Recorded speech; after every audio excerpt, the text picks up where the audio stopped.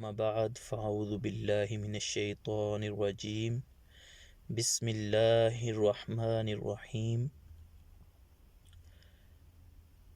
ذالک الکتاب لا ریب فیہ ھدی للمتقین صدق اللہ مولانا العظیم وصدق رسولہ النبی الکریم آمین بر الرؤوف الرحیم ببرکتہ ان اللہ وملائکتہ یصلون علی النبی یا ایہا الذین آمنوا صلوا علیہ وسلموا تسلیما اللہم صل علی سیدنا ونبینا ومولانا محمد وبارک وسلم وصلی علیہ۔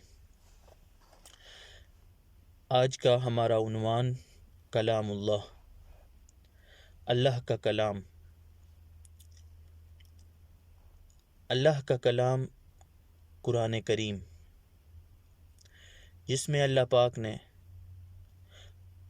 خود فرمایا ہے کہ یہ میرا کلام ہے، یہ کلام اللہ ہے۔ اب دیکھنا ہے کہ کلام اللہ کیا ہے۔ سوچنے کی بات تو یہ ہے کہ کلام اللہ ہے کیا، یہ کون سی کتاب ہے؟ کیا یہ تاریخ کی کتاب ہے؟ کیا یہ وعظ و نصیحت کی کتاب ہے؟ کیا یہ شاعری کی کتاب ہے؟ کیا یہ محض قصوں کی کتاب ہے؟ یا یہ لا اور قانون کی کتاب ہے یا احکام کی کتاب ہے؟ تو جب ہم اس کو پڑھتے ہیں، اس کا مطالعہ کرتے ہیں، غور و فکر کرتے ہیں، تو ہمیں پتہ چلتا ہے نہ یہ شاعری کی کتاب ہے، نہ یہ کہانیوں قصوں کی کتاب ہے، بلکہ یہ احکام الحاکمین کا کلام ہے اور احکام کی کتاب ہے، لا اور قانون کی کتاب ہے، اور یہ ضابطہ حیات ہے۔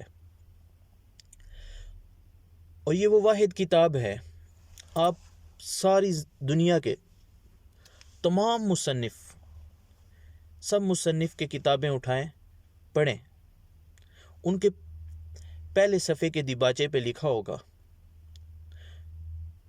کہ اگر کوئی اس میں غلطی ہو گئی ہو، اس کتاب کے اندر کوئی کمی پیشی رہ گئی ہو، تو ہمیں ضرور بتائیے گا، ہم اسے بہتر کرنے کی، درست کرنے کی کوشش کریں گے۔ لیکن یہ وہ واحد کتاب ہے، یہ سارے مصنفوں کے خالق کی کتاب ہے، یہ احکام الحاکمین کی کتاب ہے، جس نے پہلے صفحے کی پہلی لائن میں یہ لکھ دیا ہے ذالک الکتاب لا ریب فیہ، یہ تو وہ کتاب ہے جس میں شک کی گنجائش ہی نہیں ہے، جس میں شک کیا ہی نہیں جا سکتا۔ یہ وہ واحد کتاب ہے پوری دنیا میں اس وقت، یہ واحد کتاب ہے جس میں شک نہیں ہے، یہ واحد کتاب ہے جو خالق اور مالک اور رازق کی طرف سے ہے، یہ واحد کتاب ہے جو واقعتاً آسمانی کتابوں میں صحیح کتاب ہے، اور یہ وہ واحد کتاب ہے جو کہ 1400 سال گزرنے کے بعد ابھی بھی محفوظ بھی ہے، اور ابھی بھی اس کے کسی ایک لفظ کے اندر بھی تبدیلی اور تغیر و تبدیلی نہیں کی جا سکتی۔ یہ وہ واحد کتاب ہے۔ جب اس کی پہلی لائن میں یہ لکھ دیا گیا ہے کہ اس کے اندر کوئی شک نہیں ہے، تو پھر ہم عمل پیرا کیوں نہیں ہو رہے؟ ہم اس پہ عمل کیوں نہیں کر رہے؟ ہم اسے پڑھتے ہیں تو صرف ثواب کے لیے کیوں؟ کیا یہ ثواب کی کتاب ہے؟ کیا یہ پڑھ کے صرف ہم ثواب مردوں کو بخش سکتے ہیں؟ یا جب کوئی مر رہا ہو تو اس وقت اٹھ کے اس کے سرہانے بیٹھ کے اس کی روح جلدی قبض ہو جائے، اس لیے یہ کتاب آئی تھی؟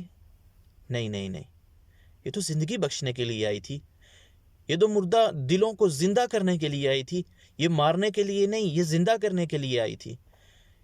یہ صرف ثواب کی کتاب نہیں ہے، ہاں ضرور ثواب ہے، میرے اور آپ کے خالق کی کتاب ہے، مالک کی کتاب ہے۔ مالک جب بات کر رہا ہو تو اس سے بڑی خصوصیت کیا ہو سکتی ہے؟ ہم کیوں نہ خوش دلی سے اس کو پڑھیں، اور پڑھنا چاہیے، کیونکہ یہ میرے خالق کی کتاب ہے یار، یہ میرے مالک کی کتاب ہے، کسی عام انسان کی کتاب تھوڑا ہی ہے، میں کیوں نہ اسے فخر سے پڑھوں۔ ثواب بھی ہے، لیکن یہ اصل میں صرف ثواب کی کتاب نہیں ہے، یہ صرف لوگوں کو مارنے کے لیے نہیں آئی تھی، یہ صرف ایک دوسرے کو بخشنے کے لیے نہیں آئی تھی، یہ زندگی بخشنے کی کتاب آئی تھی۔ اس کتاب کی وجہ سے وہ تہذیب سے ناآشنا عرب لوگ جو ایک دوسرے کو کاٹ کھاتے تھے، جو چھوٹی چھوٹی باتوں پہ لڑ پڑتے تھے اور پشت در پشت ان کی جنگیں چلتی رہتی تھی، وہ تہذیب سے ناآشنا لوگ انہوں نے پوری دنیا کو تہذیب سے آشنا کر دیا۔ اس کتاب پہ عمل کر کے وہ جو بالکل پسی ہوئی قوم تھی، جو اپنی بیٹیوں کو زندہ درگور کر دیتے تھے، کوئی ایسا گناہ نہیں تھا جو ان میں نہ ہو، وہ اپنی ماؤں کو کندھوں پہ اٹھا کے منڈیوں میں بیچ آتے تھے، وہ قوم دنیا کی رہنما بن گئی، وہ قوم دنیا کی امام بن گئی۔ اس قوم نے 1200 سال پوری دنیا پہ حکومت کی ہے، صرف مسلمانوں پہ نہیں۔ پھر اس کتاب میں کوئی کمال تو ہے۔ اگر ہم اس پہ عمل کریں تو آج ہم بھی واللہ باللہ ثم کلہ پوری دنیا پہ حکومت کر سکتے ہیں۔ آج ہم بھی کامیاب ہو سکتے ہیں، اگر اس پہ عمل پیرا ہو جائیں تو ہم کامیاب ہو سکتے ہیں۔ کامیابی کا راز آج بھی اسی میں ہے، لیکن ہمارے دلوں میں شک پڑ چکا ہے۔ اگر کسی حکم پہ عمل نہ کیا جائے، کسی کی بات نہ مانی جائے، کسی پیغام پہ، اگر کوئی بڑا شخص، اگر کوئی وزیر اعظم، کوئی گورنر، کوئی میرا افسر، میرے استاد، کوئی بھی بڑے عہدے والا جب میری طرف کوئی پیغام بھیجتا ہے تو اس میں 3 باتیں ہوتی ہیں۔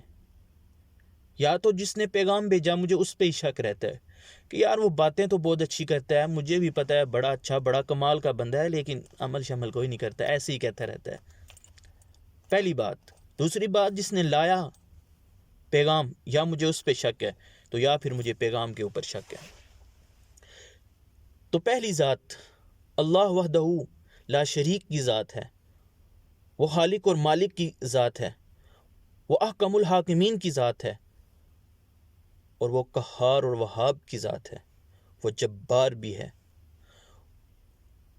اور وہ رب العالمین بھی ہے۔ اس رب نے یہ کلام بھیجا ہے۔ اگر کسی شخص کو اس ذات پہ شک ہے، اس رب پہ شک ہے، اس خالق اور مالک پہ شک ہے، تو پھر وہ مسلمان نہیں ہو سکتا، وہ مومن نہیں ہو سکتا۔ تو اس کا مطلب ہے اس پہ تو کسی کو شک نہیں ہو سکتا، خالق اور مالک کے اوپر تو کسی کو شک نہیں ہے۔ دوسرے نمبر پہ جنہوں نے لایا، ہم تک پہنچایا، آقا دو جہاں علیہ تحیت و ثنا محمد احمد صلی اللہ علیہ وآلہ وسلم، وہ تو وہ ہیں جن کو دشمن بھی آمین، صادق اور آمین کے لقب سے پکارتے ہیں۔ وہ تو وہ ہیں جن کے دشمن بھی جب ان کی مخالفت میں ان کے گھر کا گھیرا کیے ہوئے تھے تب بھی امانتیں انہی کے پاس رکھتے تھے، ہر قسم کی مخالفت کرتے تھے لیکن امانتیں انہی کے پاس رکھتے تھے۔ وہ تو صادق اور آمین ہیں، انہوں نے تو اس گندے معاشرے میں 40 سال گزارے، پھر بھی وہ صادق بھی رہے، آمین بھی رہے، اور وہ پاکیزہ بھی رہے، تو ان کی بات پہ تو کسی کو کوئی شک نہیں ہو سکتا۔ اگر کسی کے ذہن میں، کسی کے دل میں ذرہ برابر بھی ان کی ذات کے بارے میں بھی شک ہے تو وہ پھر مسلمان نہیں ہو سکتا، وہ مومن نہیں ہو سکتا۔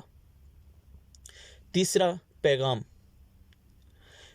کے بارے میں خود اللہ پاک نے، خود مصنف نے پہلے صفحے کی پہلی لائن میں یہ کہہ دیا ہے، ذالک الکتاب لا ریب فیہ، اس کلام میں کوئی شک کی گنجائش نہیں ہے، اس میں تو شک کیا ہی نہیں جا سکتا۔ تو اب اگر ہم عمل پیرا نہیں ہوتے، ہم ان احکام کو نہیں مانتے، ہم اپنے خالق اور مالک کے حکم پہ عمل نہیں کرتے، تو یا تو ان تینوں میں سے کسی ایک کے اوپر ہمیں شک ہے کہ یہ صحیح نہیں ہے، یہ جھوٹ بولا جا رہا ہے، یا ہم اوپر سے کہتے ہیں کہ نہیں بات تو سچی ہے، لیکن دل سے کہتے ہیں کیسے ہو سکتا ہے۔